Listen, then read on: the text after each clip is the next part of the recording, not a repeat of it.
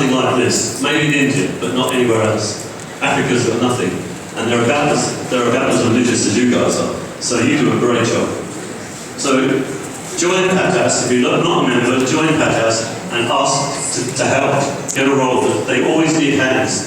And there's a lot that you can do to help. So thank you. And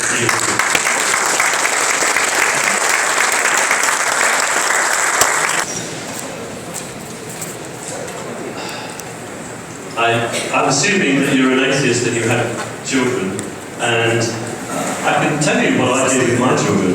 Actually, I didn't really talk about atheism with my children. I talked about critical thinking. I talked about ways to find out whether things are true, ideas that you hear are true or false. And I think that's really a crucial thing. There's no way I indoctrinated my children into atheism. What I just didn't do is indoctrinate them into Christianity. And I tried to encourage them to think for themselves and generate their own opinions. I actually don't know what the answer is for religious grandparents because I didn't have them. So my kids didn't have them, so I don't know. Okay, so next question. I'm telling my Facebook friends who post religious things like to read the Bible straight from start to finish, to no effect. What else can I do without being offensive? Well, I think the techniques we were talking about, the string epistemology, work perfectly on Facebook. And I don't really argue with my Christian friends on Facebook, but I do ask them questions. And the more you ask them questions, the more they quieten down and realise they don't actually have answers to those questions.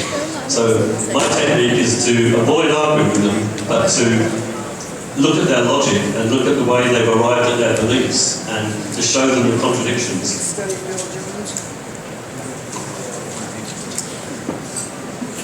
Okay, so next question will be coming from a certain guy named Peter John Flores. Okay. Alright, so you mentioned about talking to believers and making them realize that about the flaws in their beliefs in order to make them think rationally. Does it sound like converting or deconverting them, and would it be like doing the same thing as what they have been doing? Yeah, okay. You'd be absolutely clear with you, you cannot convert Christians. I know there are a lot of Christians that are converted, but you can't do it, guys. People convert themselves, and they convert themselves in their own time. Some people take a decade to deconvert, some people take a few days. I personally deconverted when I was 13 in about a month.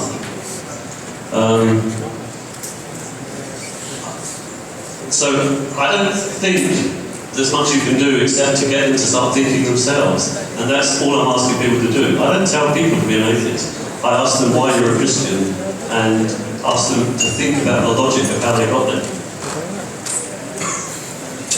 April 2012, but due to time constraints and other pressing responsibilities, I wasn't able to join that historic occasion. This gathering is somehow comforting. There is a feeling of oneness with like-minded individuals. Though there may be different views on certain issues and subjects, one can travel with whatever that term denotes, the non-belief in a God, the God, divinity, or the supernatural. Another reason perhaps is because of what I do for a living. That is, I teach kids about the wonders of the universe. Through my basic astronomy lectures in the company I work for, Voyager Educational and Event Services. Now, if you can pardon me, the following will mostly be autobiographical, and forgive me if I have to take you on this side trip down memory lane. I will try my best to keep it short, but I think it's important that I share a little bit about my background so it can act as a framework for you to see things from my perspective. When I come to the park where I'll share what I currently do for a living. So I actually was born here in Metro Manila. Paranaque, to be specific, in September of 1971, a full year before former President Marcos declared martial law in the Philippines. I was the eldest of 3 kids. Our parents moved around a lot because they were young graduate students trying to finish their masters. I spent a considerable portion of my childhood in Los Baños, Laguna, because that's where my folks solid foundation in rationality and the scientific method. I felt that I wanted to be involved in ventures such as this that would focus on that aspect of learning, if only to pave the way for a more secular and humanistic future. So what I mean is, if we have a barrier to break, I think one method to break this barrier is to attack the problem at its roots by inviting young minds to see the universe as it really is, not how positions of authority dictate it to be. And this is what I do. My involvement, however, with Veteran LLC and Moon World ended with a rather sad note. In mid-2011, WJU announced to us that they received word from NASA that President Obama decided to reduce NASA's budget, and it's still ongoing. And you know, they're putting the wrong people in charge. And one of the victims was educational projects. So WJU's funding ceased, and the CODEF project died. So we basically had to stop working on Moonworld. Since Moonworld was all we were working on, I had to quit my job because we didn't even have a client already.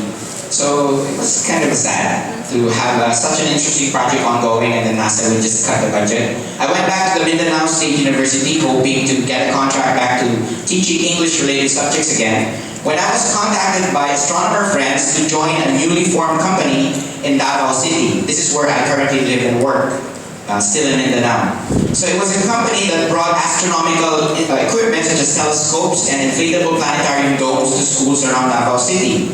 The usual arrangement here in Manila is the school would be bringing their kids to there in the MOA, there's the Explorium, or there in Luneta you have the planetarium, the old one over there. But in our case, we have two buses.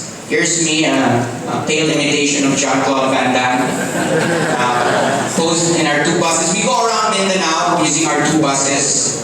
So they told me they needed a lecturer who, aside from having the ability to give an astronomy lecture inside a planetarium, I should also have the ability to train new lecturers in basic astronomy.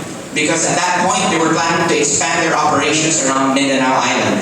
And eventually, Visayas and Luzon were coming over here. So now this news came as a delightful surprise for me.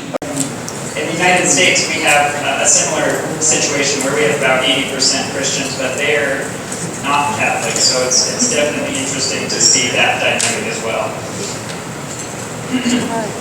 The cultural differences come into play when you talk about Catholicism in Philippines, because, like I said, in the United States you have an entire group of the same 80%, but they have different Christian views. So they're not going to mass, and they don't have prayer beads, and they don't have any of the same rituals that Catholics have.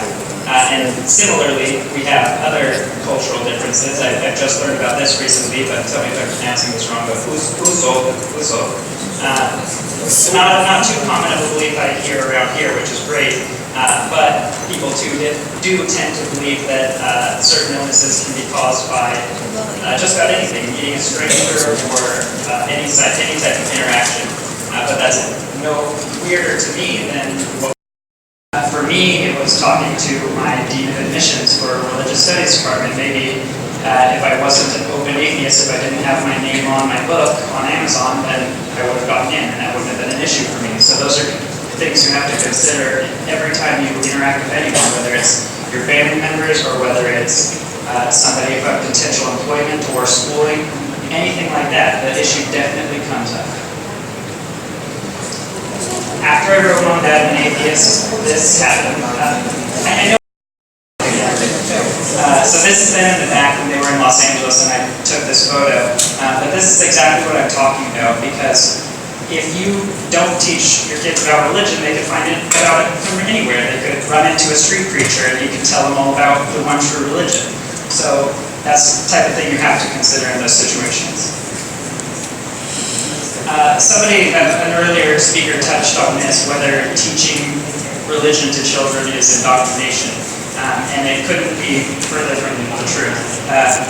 Specifically because the way that religion is taught, at least when it's taught correctly, when it's taught from a secular academic perspective, is factual. How we do things Muslims and Filipino free thinkers, but he was very insistent. And he was very passionate, you could see from his expression. And he said, no, even if you need someone to slap a priest inside the church, I'm your guy. Okay, so I spent a good long time talking to him about more productive ways to channel all of that emotion and all of that anger. And that's what I'm going to talk about today. At first I was worried. Maybe what I'm going to talk about will only be applicable to the 1 to 2 year people that I saw. And then I remembered one of the first meetings I had back when the movement started, or our movement as far as I'm concerned, 2009. I was talking to one of the more prominent old veteran atheist leaders at the time. And I talked to him about the secular movement, and he said, yes, it's about time that we started getting together and burning churches. Even old veteran atheists can use what I'll talk about today, and I hope that it's something that you can immediately apply in your own advocacy. Bill has already touched on this, how to engage with people.